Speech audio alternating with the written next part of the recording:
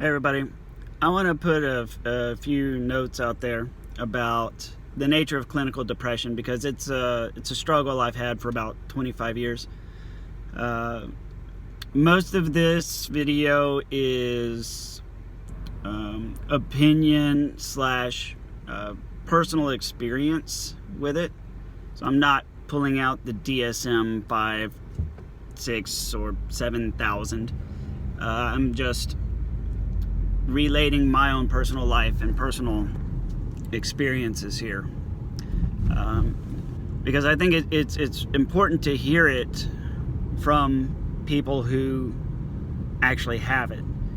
Different from emotional depression or just temporal depression, but something that's more of a lifelong struggle. I found myself having this discussion with a close personal friend the other day, and she said, as many well-intending people often say, they say, well, you shouldn't dwell on things. You shouldn't allow yourself to be upset about this. You shouldn't allow yourself to be so depressed. And I'm sitting there, it's like, oh, nobody's ever put it like that before. Thank you.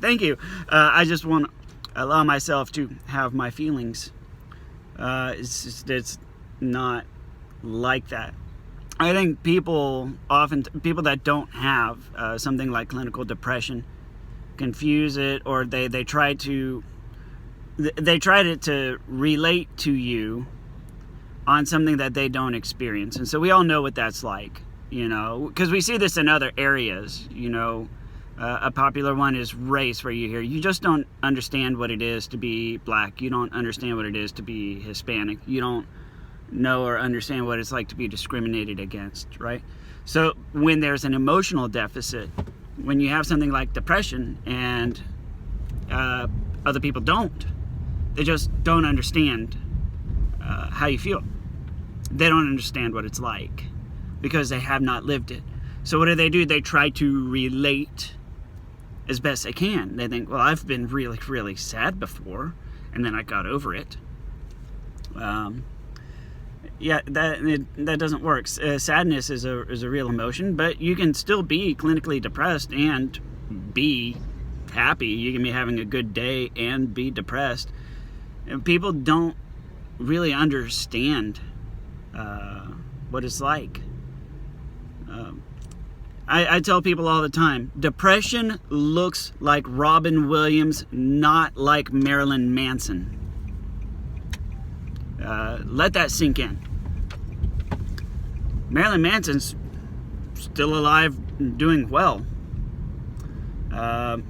despite his dark persona and all of that. Depression looks like Linkin Park's singer. It looks like Chester Bennington. It looks like I'm horrible because I'm trying to come up with names right now. Soundgarden singer, Chris Cornell. Sorry, yeah. It looks like Chris Cornell. It looks like Chester Bennington. It looks like Robin Williams. People who, to the outsider, seemingly have nothing to be upset about, seemingly have nothing to be depressed about. And it's because it's backwards. They're backwards. They're taking a look at what's external to people and saying, oh, well, there's no external causes. There's no external reasons for them to have this. And it's like, well, duh, dipshit, it's because it comes from the inside. And so you see the symptoms of depression by what they put out into the world. Okay? It's people who are depressed put out compensatory things out into the world. The more depressed you are, the more you're going to try and laugh and get other people to laugh with you so you can have a good time and enjoy yourself. The more depressed you are, the more you're going to write music and put music out there and play music for people and get people to enjoy your music so that you can enjoy yourself. Those are the signs you look for. You don't look for somebody who's dressed in all black and putting stuff out there to shock, because that's anger and frustration, and depression may very well accompany that. But when you get into that severe depression and you're trying to pull yourself out of it, that's what it looks like. It looks exactly like that. Somebody trying to get other people to enjoy what they enjoy and bringing people into their world and trying to make their world a happier place and to spread love and joy so that they can try and get it too. And it doesn't always work out because it's an internal thing. It's an internal thing.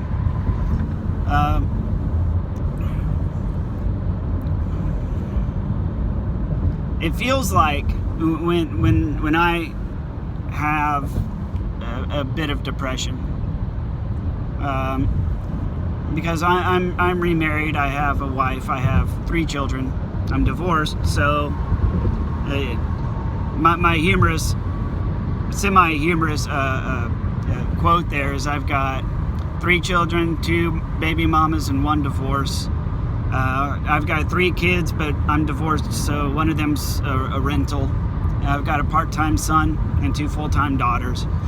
You know, I make jokes like that because it's easier to hear myself say something semi-humorous, dark as it may be, than to use terms like saying, yes, I failed in the first marriage and now I have a son who's unhappily split between 2 homes and is having emotional challenges because of it. And funny how history repeats itself. See, it doesn't really help my state of mind much to say things for the way they are. And when you have depression and you have responsibilities to others, it becomes very easy to become jaded, dry and sarcastic. Dry sarcasm, I think, is it's what I use to help me feel better. This is one reason why in my videos you hear me occasionally spit out something that's kind of humorous, or I try to make a joke, and if the joke's not funny, I make it better by taking out all the old words and replacing them with new words.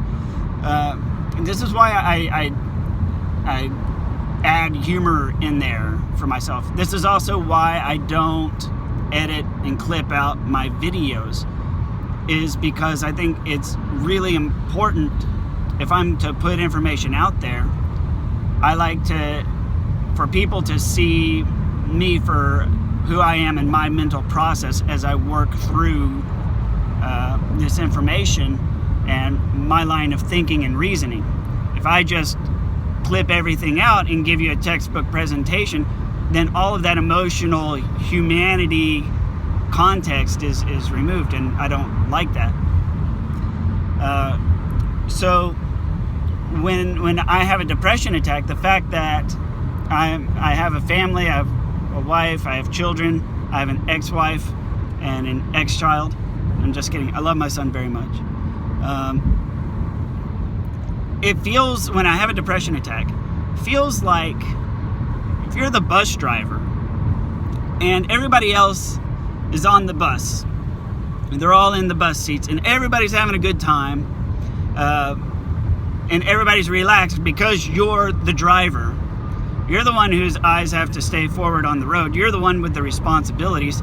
And generally, when you're on a bus, people really just don't care that much about the bus driver. Certainly on a school bus, right? The kids don't really pay any mind to the bus driver. They don't pay any mind to how good the bus driver's doing. People on a bus don't really care about the kind of job the bus driver's doing. He's just doing the job he's supposed to do. He or she or zvi or zvi or whatever your pronoun is, right? he, for the sake of this, he being me, okay? I'm not a Z or Y. That's how you feel.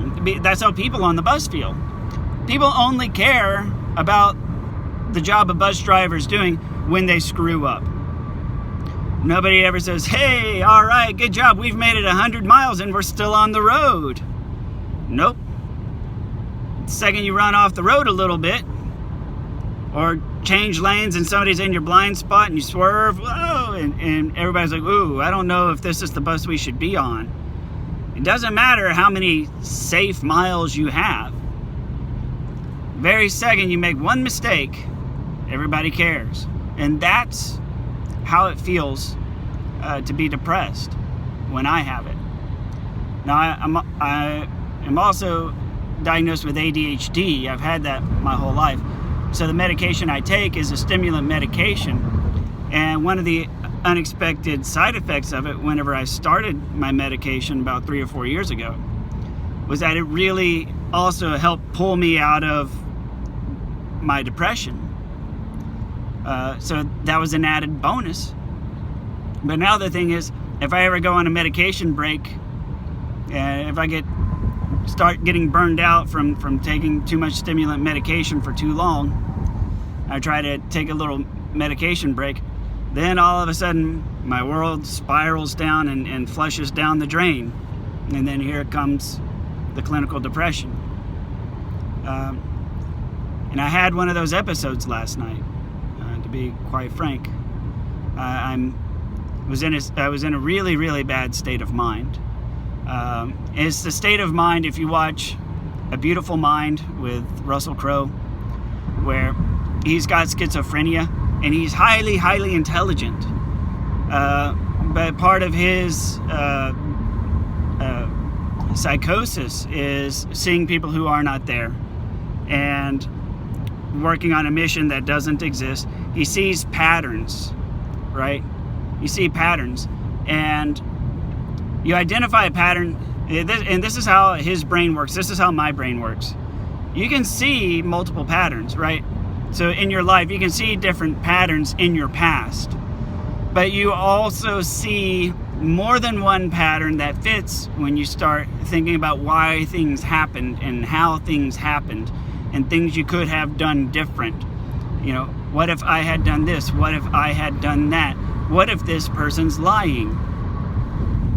And so what feeds my depression when I get like that is because over time I will have already thought about these particular patterns, but I generally don't care about them because I'm on my Adderall, my ADHD medicine, and it doesn't really bother me or impact me. But then when I come off of it, my brain starts to try to apply all of those possibilities to the past and seeing what resonates, seeing what patterns could possibly fit and which ones do not.